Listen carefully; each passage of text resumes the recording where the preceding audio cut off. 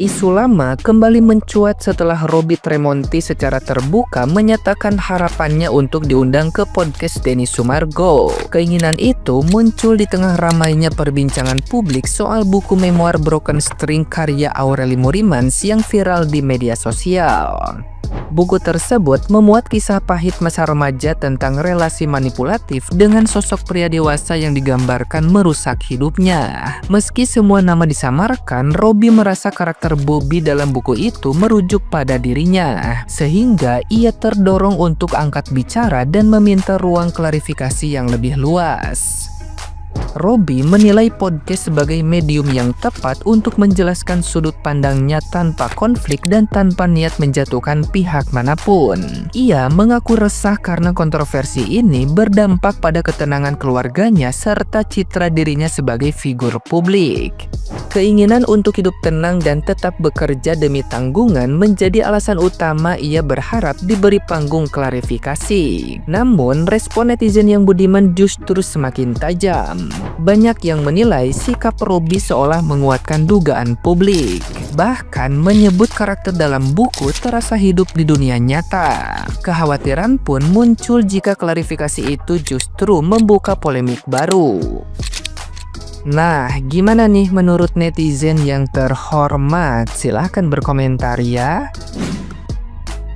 Kalau lo ngerasa bukan lo orangnya yang ada di dalam buku itu, mending lo diem. Lagian di dalam buku itu juga bukan nama asli lo yang tercantum dan tidak ada mention nama lo. Tapi kenapa lo sibuk untuk memvalidasi ya seolah-olah lo kena fitnah dari buku tersebut? Takutnya semakin lo memvalidasi, semakin keluar sifat asli lo gitu ya. Semakin keluar siapa diri lo dan semakin netizen itu mencocok logikan lo dengan karakter yang ada di dalam buku tersebut. Hati-hati. Kalau bukan lo mah cicing wae. Ini sampai lo nge-WA orang-orang yang mensupport Aureli Morimans. Ngapain? Biar apa coba? Simpelnya gini, ya.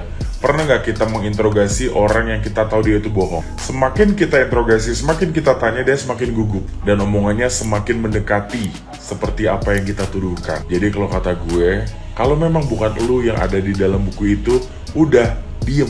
Kalau lu ngerasa keganggu sama netizen yang nge-DM lu, neror, ya udah cari netizennya. Gitu, Cinta.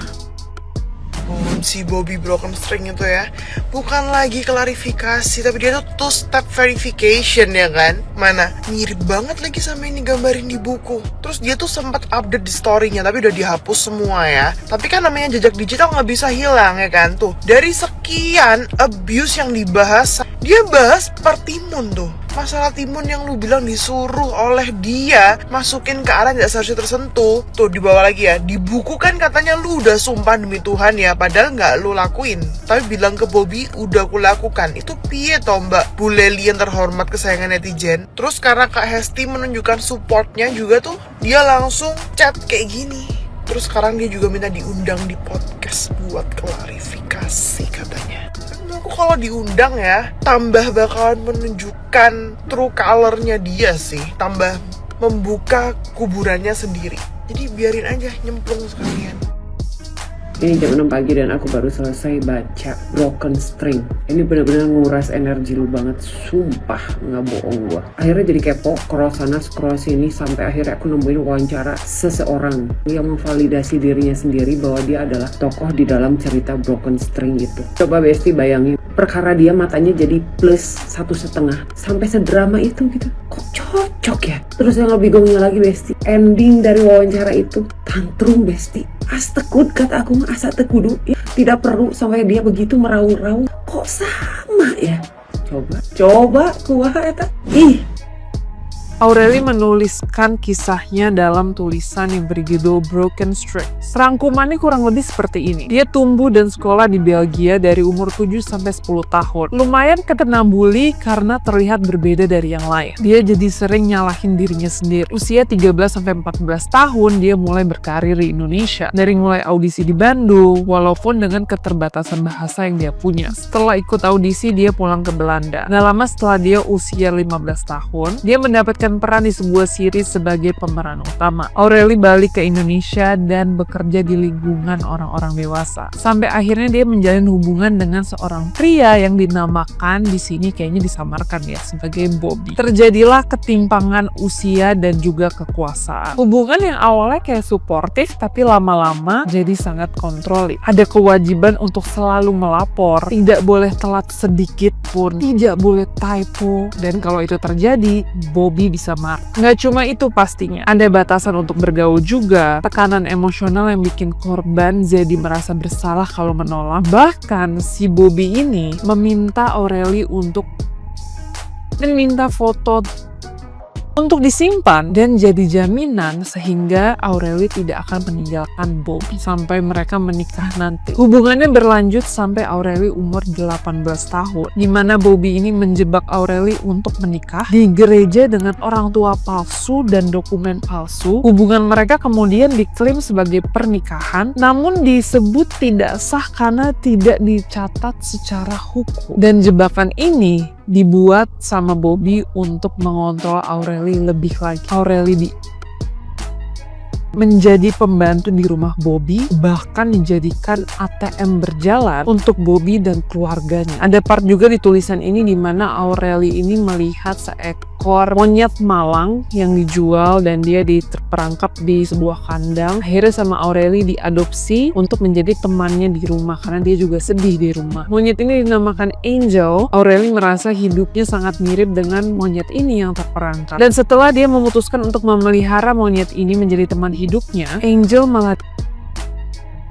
bahkan pakai sapu lidi berkali-kali sampai, dan Bobby menyebut itu sebagai pelajaran agar Angel lebih patuh dan takut pada Bobby. Ini sih kelainan mental ya, dan Aureli menjadi korbannya di umur yang sangat muda. Aku nggak kebayang trauma yang dia alamin tuh kayak gimana. Kalian juga bisa baca lebih detail di Broken Strings yang udah di-share juga sama Aureli. Tapi untungnya now she looks like she's living her best life sama orang yang sayang banget sama dia. But yeah, what do you guys think about this? Komen di bawah ya. Broken Strings by Aureli. Jadi gue dari kemarin seharian lagi baca bukunya Aureli yang Broken Strings itu, dan kalian harus baca sendiri karena gue gak akan merangkumkan isi ceritanya. Tapi guys, please stop normalisasi child grooming. Child grooming itu bukan lu kalau mau mandiin kucing sama anjing ya, bukan, itu namanya groomer. Ini beda lagi, ini child grooming, and stop normalize that. Buku Broken Strings ini ditulis dengan sangat rapih, apik, bagus, menginfluence, menginspirasi, memotivasi, berbagi pengalaman dari Aureli untuk banyak perempuan-perempuan di luar sana. Tapi ini butuh disclaimer, kalau kalian punya aslam, kalian punya anxiety, kalian punya asma, kalian punya hal-hal yang seperti itu, kalian punya trauma yang sangat amat besar, please disclaimer. Kalian bisa berhenti dulu ngebaca kalau kalian udah ngerasa ke-trigger, karena ini buku bener-bener menurut gue trigger warning banget. Sayangnya, najisnya, hal-hal yang Aureli ceritakan dalam bukunya ini benar-benar terjadi. Karena apa? Karena gue pernah mengalami dan orang-orang sekitar gue juga pernah mengalami. Mungkin konteksnya berbeda, masalahnya berbeda, tapi patternnya atau polanya selalu sama. Sekali lagi gue bilang, gue tidak akan merangkumkan isi bukunya apa karena kalian harus baca sendiri dan kalian harus tahu sendiri. Jadi bukan cuma dari konten-konten orang atau dari cerita-cerita kolom komentar, tapi kalian harus baca sendiri. Yang intinya di situ Aureli menceritakan bahwa dia dari umur 15 tahun dia sudah mengalami child grooming. Child grooming itu benar-benar ada. Child grooming itu benar-benar terjadi dan hanya dilakukan oleh orang-orang ternajis. Gue yakin banget kalian-kalian yang udah baca bukunya Aureli ini sampai habis, gue yakin banget kalian itu sudah menghela bahkan menarik ratusan kali nafas terdalam dan terpanjang. Dan dari bukunya Aureli ini gue mempelajari sesuatu hal yang dimana gue juga sebagai seorang ibu, gue juga punya anak perempuan yang usianya juga udah mau remaja gitu ya. Nah, bukunya Aureli ini juga merupakan pembelajaran untuk seluruh ibu-ibu, seluruh orang tua di luar sana gitu ya. Jangan membiarkan anak kalian yang masih umur belia, yang masih 13, 14, 15, 16 tahun dibiarin untuk deket sama om-om yang umurnya 29 tahunan, untuk yang umurnya jauh banget di atas dia, karena kalian tahu apa? Itu nggak normal saya. Dan lucunya lagi, buku Broken Strings-nya Aureli ini semua nama itu disamarkan, tapi mendadak usut punya usut yang ada di dalam ceritanya itu muncul di dunia nyata.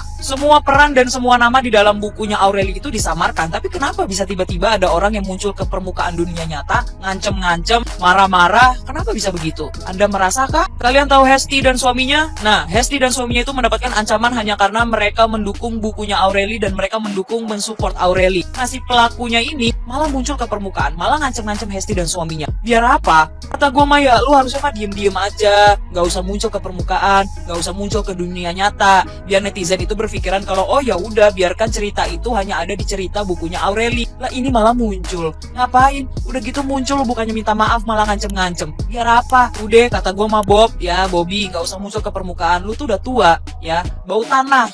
Udah bau tanah, udah diem-diem deh, anteng-anteng deh lu ya. Lu tobat gitu ya, atau enggak lu nyebat gitu ya. Nyebat terus tobat gitu. Udah mendingan begitu deh. Sekali lagi gue kasih tahu kalian ya, buat kalian yang punya aslam, yang punya anxiety, yang punya trauma banyak gitu ya, kalian kalau mau baca benar-benar harus bisa memanage diri kalian sendiri. Jangan sampai ini bisa men-trigger kalian gitu ya, karena jujur gue membaca buku ini juga trigger warning gue juga banyak banget gitu, karena gue juga punya masa lalu yang gak bagus gitu ya, dan traumanya banyak gitu ya. Tapi ya buat kalian yang mau baca, ini bukunya benar-benar bagus banget. Dan gue baca buku ini juga karena gue adalah seorang ibu, jadi gue harus lebih aware terhadap child grooming dan segala macam tentang anak perempuan gitu ya.